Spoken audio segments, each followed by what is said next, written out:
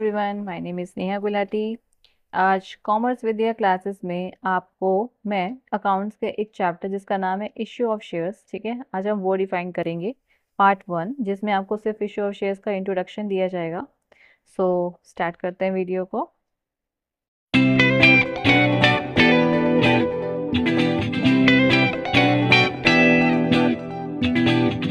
हमारा टॉपिक है issue of shares. Okay, so issue of shares means that कि क्या है ये चैप्टर को स्टार्ट करने से पहले ये हमारे जो अकाउंट्स में दो हमारी होती हैं जो बुक्स, वैसे तो 3 होती हैं। पहली होती है हमारी पार्टनरशिप और दूसरी होती है हमारी कंपनी अकाउंट, ठीक है। तो कंपनी अकाउंट में जो आपके पास 2 चैप्टर निकल कर आते हैं जिनका नाम होता है सबसे पहले issue of shares, okay, and second is a issue of debenture, ठीक है। तो ये दोनों ही आपके पास जो चैप्टर हैं इनकी बुक्स जो हैं, हमारी जो पार्टनरशिप है वो हमारी 36 मार्क्स की आती है, ठीक है। और जो हमारा कंपनी अकाउंट है वो हमारा 24 का है, और जो हमारे फाइनेंशियल अकाउंटिंग है वो आपकी 20 मार्क्स की आती है, तो टोटल 80 का हो गया, ठीक है। जिसमें से हमने इशू ऑफ शेयर्स जो हमारा आज का टॉपिक है ये आज हम करेंगे, ठीक है। तो जो हमारा इशू ऑफ शेयर्स है वो क्या होता है वो हम पढ़ते हैं। होता क्या है, मान लो कि हमारे पास एक कंपनी है, कोई भी एक कंपनी है, ठीक है। अब ये जो कंपनी है कोई भी नाम हो सकता है कंपनी का, तो कंपनी जो है उसको कुछ ना कुछ पैसों की रिक्वायरमेंट तो देखो रहती है। अगर आप कोई भी बिजनेस स्टार्ट करते हो, ठीक है, तो आपको पैसों की रिक्वायरमेंट तो रहेगी, ठीक है। या तो आप पैसे कहाँ से लोगे, या तो आप बैंक में जाओगे लोन के लिए, ठीक है, या फिर आप कोई इंस्टीट्यूशन से लोगे पैसा, ठीक है, या भी कोई भी आपको इंस्टीट्यूशन दे सके उससे जाके मांगोगे, या फिर आप जाओगे पब्लिक के पास, ठीक है। यानी आप पब्लिक के पास भी जाकर जो है पैसे के लिए बोल सकते हो कि इन्वेस्टमेंट करने के लिए। अब पब्लिक को मतलब क्या होता है, पब्लिक के पास जाएगी अगर कंपनी, तो पब्लिक कहाँ रखती है अपना पैसा, पब्लिक या तो अपने घर पे रखती है, ठीक है, या फिर वो अपने बैंक अकाउंट में रखती है, या फिर उसे अपने बिजनेस में इन्वेस्ट कर रही होती है। तो यही है कि अगर पब्लिक ने कहीं बिजनेस में इन्वेस्ट करना ही है तो कंपनी कहती है कि भाई हमारे कंपनी में आकर इन्वेस्ट करो। अब पब्लिक ये कहती है कि अगर हम तुम्हारी कंपनी में इन्वेस्ट करते हैं तो हमें क्या फ़ायदा होता है। तो देखो, अगर पब्लिक कोई भी पैसा कंपनी में इन्वेस्ट करती है तो वो उसकी ऑनर बन जाती है। जितना भी आप कहो कि भाई ऑनर बन जाती है, नहीं, पूरा ऑनर बन जाती है, जो प्रॉफिट लॉस है सब। अब देखो, प्रॉफिट का मतलब क्या है कि अगर ऑनर का मतलब ये है कि अगर पब्लिक जितना पैसा इन्वेस्ट करती है वो उतने परसेंट की ऑनर बनती है। फॉर एग्जांपल कि अगर एक कंपनी की रिक्वायरमेंट 1 करोड़ रुपए की है, ठीक है, लेकिन जो पब्लिक है उसने पैसा अगर 10 लाख रुपए इन्वेस्ट कर दिया कंपनी में, तो ये जो 1 करोड़ का 10 लाख है ये हमारा 10% बन रहा है। तो इसका मतलब है जो पब्लिक है वो हमारी 10% की क्या हो गई, ऑनर होगी कंपनी में, ठीक है। अब जो ये ऑनर है कंपनी में, तो अब सवाल ये उठता है कि पब्लिक पूछती है कि प्रॉफिट में तो पार्ट हम लेंगे, चलो ठीक है, तो क्या लॉसेस भी हमें बियर करने पड़ेंगे। तो ऑब्वियसली देखो, बिजनेस में रिस्क तो लेना ही पड़ता है, ठीक है। अगर जहाँ पर प्रॉफिट अगर पब्लिक अर्न करती है तो लॉसेस भी पब्लिक को ही बियर करने पड़ते हैं, ठीक है। अगर आप किसी भी बिजनेस में इन्वेस्ट करते हो तो उसमें भी सेम रूल रहता है, ठीक है। तो अब पब्लिक ने जब यहाँ पे इन्वेस्ट कर दिया जो 10% अभी मैंने बताया, तो इसी को हम क्या बोलते हैं, इसी को बोलते हैं हम शेयर्स। आज हमारा चैप्टर का नाम ही है ना इश्यू ऑफ शेयर्स। तो शेयर्स का मतलब क्या होता है, शेयर्स का मतलब होता है कि जो कैपिटल है कंपनी की, ठीक है, capital of company divided into parts, ठीक है। यानी कि जो कंपनी की कैपिटल होती है वो कुछ पार्ट्स में डिवाइड कर दी जाती है, जिसको हम क्या नाम देते हैं, जिसको हम नाम देते हैं शेयर्स का, ठीक है। तो ये हमारा जो है शेयर्स का पार्ट है। अब देखो, जो पब्लिक होती है जिसने पैसा इन्वेस्ट किया, इसको हम बोलते हैं शेयर होल्डर्स, ठीक है। शेयर होल्डर्स क्या होते हैं, शेयर होल्डर वो होते हैं जो पैसा कंपनी में इन्वेस्ट करते हैं, ठीक है। कोई भी पर्सन, कोई भी वैल्यू, कोई भी जो चीज़ है अगर कंपनी में इन्वेस्ट हो रही है, अगर कोई पैसा इन्वेस्ट कर रहा है कंपनी में, तो वो उसका क्या कहलाता है, शेयर होल्डर्स कहलाता है, ठीक है। अब शेयर होल्डर समझ में आ गया, शेयर समझ में आ गया। अब बात करते हैं कि जो पब्लिक जो कैपिटल देती है कंपनी में इन्वेस्ट करके, तो उसको हम नाम देते हैं शेयर कैपिटल, ठीक है। तो इतना पार्ट आप समझ चुके हो कि क्या होती है कंपनी, क्या है ये इन्वेस्टमेंट, क्या है आपका शेयर, क्या है आपका शेयर होल्डर, और क्या है आपकी शेयर कैपिटल, ठीक है। आगे हम चलते हैं। शेयर कैपिटल तो पढ़ा, अब हम पढ़ेंगे शेयर कैपिटल के टाइप्स क्या होते हैं, ठीक है। यानी शेयर कैपिटल कितने टाइप्स की होती है।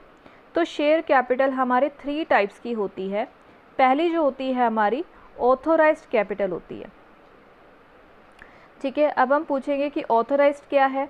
दूसरी जो होती है हमारी इश्यूड कैपिटल होती है, और तीसरी हमारी होती है सब्सक्राइब कैपिटल। इन तीनों में डिफरेंस क्या होता है? ठीक है, देखो ऑथोराइज का मतलब क्या है कि ऑथोराइज को समझने के लिए देखो आपके पास कंपनी के पास तो पहले से ही डाटा होता है कि उसने फ्यूचर में कितनी इन्वेस्टमेंट रखनी है, कितना लोगों से उधार लेना है, कंपनी का नाम क्या होगा, ठीक है, प्रॉफिट एंड लॉस का क्या डिस्ट्रीब्यूशन रहेगा, ठीक है। ये सारी चीज़ें जो है एक ही डॉक्यूमेंट में होती है जिसको हम नाम देते हैं MOA यानी कि मेमोरेंडम ऑफ एसोसिएशन, ठीक है। तो इसको जो हम नाम, इसमें जो है सारी चीज़ें आपको पहले से डिफाइन होती हैं कि कंपनी के पास कितना बजट है, इन फ्यूचर उसे कितना बोरो करना पड़ेगा पब्लिक से या कहीं और से, ठीक है। तो वो हमारी कौन सी कैपिटल होती है? वो हमारी ऑथोराइज कैपिटल होती है। इशूड का मतलब होता है कि जितना आप कंपनी ने सोच के रखा है, ठीक है, उतना करेगी या उससे कम करेगी, जितना करेगी उसको हम इशूड कैपिटल देते हैं। सब्सक्राइब का मतलब है कि जितना इशू किया उसमें से कितना आपका सब्सक्रिप्शन आया, कितना पब्लिक ने इन्वेस्ट किया, उसको हम सब्सक्राइब कैपिटल कहते हैं। फॉर एग्जांपल के तौर पे मान लो कंपनी के पास MOA में आपके पास टोटल 1 करोड़ मेंशन है कि भाई इन फ्यूचर 1 करोड़ जो है वो पब्लिक से उधार लेगी, ठीक है। लेकिन 1 करोड़ की जगह कंपनी कह रही है कि अभी हम सिर्फ 50 लाख की रिक्वायरमेंट रखते हैं, ठीक है, हमें 50 लाख की ज़रूरत है तो हम 50 लाख को इशू करवाते हैं। अब इस 50 लाख में से कितने सब्सक्रिप्शन आएंगे? मान लो कि पब्लिक ने सिर्फ 50 में से 30 लाख ही इन्वेस्ट किए, ठीक है, पूरे पैसे नहीं आए, तो वो हमारे क्या है? Subscribe capital. इसको हम एक और एग्जांपल से भी समझ सकते हैं। फॉर एग्जांपल कि मैं सोच के बैठी हूँ कि इन फ्यूचर में हर रोज़ मतलब कि हर मेरे जो होंगे वो 5 बैचेस में लिया करूँगी, ठीक है, ये मेरी एक रिक्वायरमेंट है इन फ्यूचर में। लेकिन अभी मैं कह रही हूँ कि इन 5 बैचेस में से सिर्फ 2 ही बैच में स्टार्ट करने वाली हूँ, ठीक है। कितनी सीटें होती हैं 2 बैच में, वो हमारी रिक्वायरमेंट पे रहता है। अब उस 2 बैच में से अभी मेरा स्टार्ट हुआ सिर्फ एक ही बैच, ठीक है। तो समझ आ रही है बात कि जो टोटल चीज़ है जो हमने सोची है, जो एक्चुअली हमारी कंडीशन है वो हमारी 5 की है, लेकिन हमने अभी सिर्फ 2 के लिए ओपन रखा, उस 2 में से भी सिर्फ एक ही अभी ओपन हो पाया, ठीक है। तो इसी तरह से हमारा शेयर कैपिटल का होता है, ठीक है। ऑथोराइज वो कैपिटल है जो एक्चुअली कंपनी कराती है, यानी कंपनी ने अपने फ्यूचर के लिए सोच कर रखा है, उसमें से कितना कंपनी इशू कर रही है, ठीक है, वो हमारी इशूड कैपिटल होती है। सब्सक्राइब का मतलब है कि जितना हमने इशू किया उसमें से कितने की कैपिटल पेपर निकल कर आई, वो हमारी सब्सक्राइब कैपिटल होती है। कर लेते हैं कि सब्सक्राइब कैपिटल कितने टाइप की होती है, ठीक है। सब्सक्राइब कैपिटल भी हमारी 3 टाइप की बनती है। पहला होता है हमारा फुल्ली सब्सक्राइब, फिर होता है हमारा अंडर सब्सक्राइब, और फिर होता है हमारा ओवर सब्सक्राइब या ओवर सब्सक्रिप्शन भी जिसको कह सकते हैं। फुल्ली का मतलब कि अभी हमने पहले पढ़ा था कि उसमें मैंने 30 लाख का एग्जाम्पल दिया था जो सब्सक्राइब का था। मैंने हमकी डिमांड जो है 50 लाख रखी थी, ठीक है, 50 लाख में से 50 लाख पूरे ही आ गए, तो ये मेरी क्या है? फुल्ली सब्सक्राइब हो गया। अंडर का मतलब है कि मैंने जहाँ पर डिमांड रखी है 50 लाख की, लेकिन मेरे को मिले हैं सिर्फ 30 लाख, ठीक है, यानी कि वो हमारे 30 लाख ही इशू हो पाए हैं, यानी कि कम हो पाए हैं, तो वो हमारे क्या है? Under subscribe. यानी 50 की डिमांड थी जिसमें से हुआ मेरे पास कितना? सिर्फ 30 का, तो ये हमारी क्या है? Under subscribe. ओवर का मतलब है कि मैंने डिमांड तो 50 की रखी है, ठीक है, लेकिन आ गई 70, ठीक है, यानी मैंने 50 लाख तो बोले थे लेकिन आए कितने? 70, तो 70 तो मैं लूँगी नहीं क्योंकि मैं तो मेरी रिक्वायरमेंट ही 50 की है, तो 50 की ही लूँगी। तो ओवर का मतलब होता है कि जितनी रिक्वायरमेंट होती है उससे ज़्यादा का आ जाना, ठीक है, और अंडर का मतलब है जितनी रिक्वायरमेंट है उससे कम आना। फुली का मतलब है जितना मैंने बोला उतना का उतना पूरा आ गया, तो वो हमारा क्या होता है? फुली सब्सक्राइब्ड होता है, ठीक है। बात कर लेते हैं कि हमने मान लो कि अगर एक कंपनी ने इशू करे हैं जो भी आपके पास शेयर्स है कि 1 लाख शेयर्स है एट द रेट ऑफ 10 पर शेयर, ठीक है। अब वो कह रहा है कि 10 के हिसाब से पर शेयर है और 1 लाख शेयर है उसके पास। अब वो कह रहा है कि यहाँ पे डिमांड ये होती है कि भाई कंपनी या तो पूरा मंगवाएगी, ठीक है, यानी पब्लिक जो है इतना दे पाने में जो है वो सफिशिएंट नहीं होता, तो कभी कभी हम क्या करते हैं? इसको इंस्टॉलमेंट में मंगवाते हैं, ठीक है, ताकि पब्लिक पे भी कोई बर्डन ना आए और पैसा भी हमें मिलता रहे, ठीक है। तो अब 10 रुपये को जो है इनके टुकड़े कर देते हैं कि 10 रुपये हम एक साथ नहीं मंगवाते, इसको अलग अलग टुकड़ों में मंगवाते हैं। तो जो पहले टुकड़े का नाम होता है उसको हम बोलते हैं एप्लीकेशन मनी, और दूसरे टुकड़े का नाम जो होता है उसको हम बोलते हैं अलॉटमेंट मनी। तीसरा जो होता है वो हमारी कॉल्स ही होती है दोनों, ठीक है, जिसको हम फर्स्ट कॉल कहते हैं और जिसको हम सेकंड कॉल कहते हैं।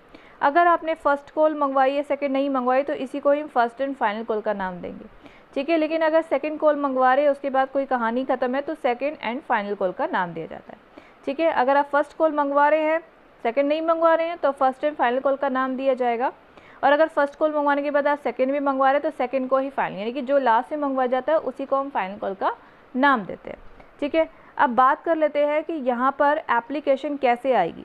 तो मान लो कि 10 रुपये के हिसाब से ये पहली आपके पास जो है 2 रुपये की थी। ठीक है, अलॉटमेंट मेरी 3 रुपये की आई, फर्स्ट कॉल मेरी 4 रुपये की है।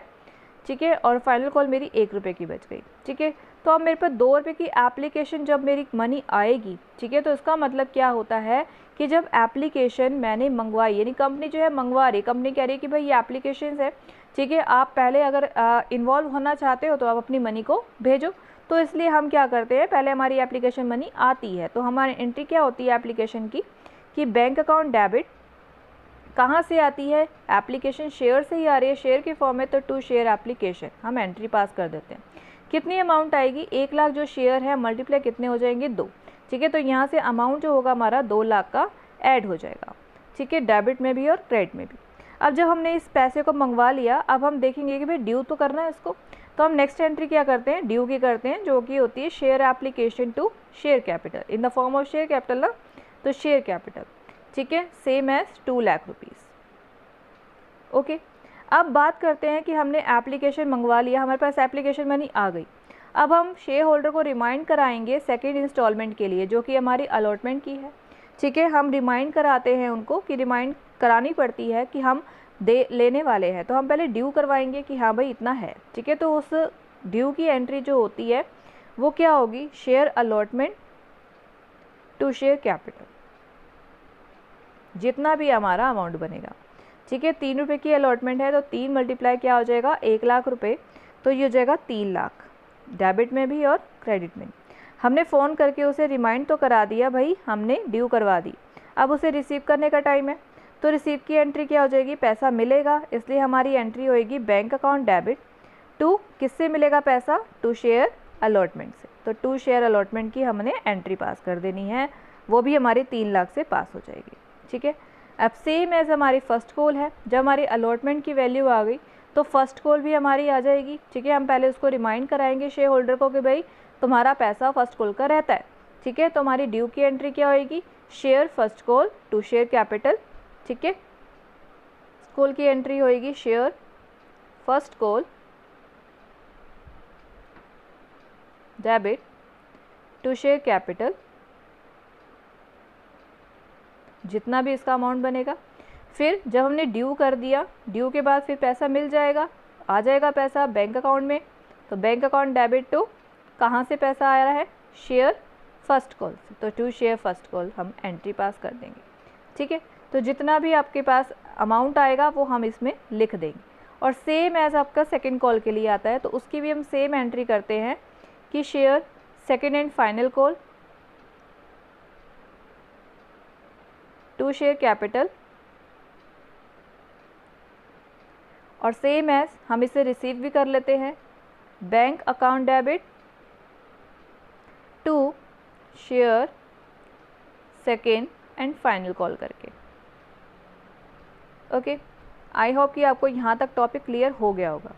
अब बात करते हैं कि एक कॉल्ड अप मनी क्या होती है और एक पेड अप मनी क्या होती है, इन दोनों में क्या डिफरेंस होता है। कॉल्ड अप का मतलब देखो, कॉल का मतलब क्या होता है, बुलाना, यानी कि हमने कॉल मंगवाया है। मान लो कि आपके पास 10 रुपये के शेयर थे, 10 में से आपने 1 रुपया दे दिया।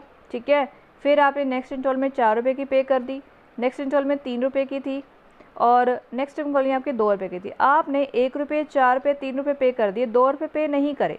तो जो नहीं करे हैं और जो करे हैं, ठीक है, जो करे हैं वही हमारी क्या है, कॉल्ड अप में। कितनी कॉल कर दी हमने, 7 और 1 8, तो 8 रुपये जो मैंने पेमेंट कर दी है वही मेरी क्या है, कॉल्ड अप। तो कॉल्ड अप का मतलब होता है कि जितना कंपनी ने मंगवाया, 2 रुपये नहीं मंगवाए तो हम 2 रुपये पे नहीं करें, कितना पे करा, सिर्फ 8 रुपये, तो 8 रुपये ही हमारी क्या हो जाएगी, कॉल्ड अप मनी हो जाएगी। लेकिन जो पेड अप मनी होती है, तो पेड अप का मतलब होता है कि जितना रिसीव हो गया, यानी कंपनी पब्लिक ने जितना पे किया, ठीक है, पब्लिक ने जितना पे किया वही हमारा क्या होता है, पेड अप मनी होता है, यानी जितना मुझे रिसीव हुआ, जितना कंपनी को रिसीव हुआ। यहाँ पर क्या है, कंपनी ने मंगवाया ही 8 रुपये था तो 8 रुपये मिल गए, लेकिन यहाँ पर पब्लिक ने पे कितना करा है ये हम देखते हैं, वो हमारा पेड अप मनी होता है। ठीक है, तो आज का जो ये टॉपिक था, इसमें हमने जो जो चीज़ें पढ़ी है, आई होप आपको क्लियर हो गई होंगी। ठीक है, तो आपको कोई भी अगर डाउट है, कोई भी क्वेरी है, तो आप नीचे आप कमेंट में मुझे बताइए किस चीज़ में आपको डाउट है, आपका डाउट क्लियर कर दिया जाएगा। ठीक है, तो वीडियो कहीं पे भी आपको अच्छी लगे तो प्लीज़ उसे सब्सक्राइब करिए, लाइक करिए, और जहाँ पे भी आपको लगे कि उसे शेयर करने की ज़रूरत है तो प्लीज़ शेयर ज़रूर करिए, ताकि बाकी बच्चों की भी हेल्प हो सके। कोई भी डाउट है किसी भी टॉपिक में तो प्लीज़ मुझे कमेंट में अपना रिस्पॉन्स दीजिए, ताकि मैं आपकी क्वेरी को सॉल्व कर पाऊँ। Thank you.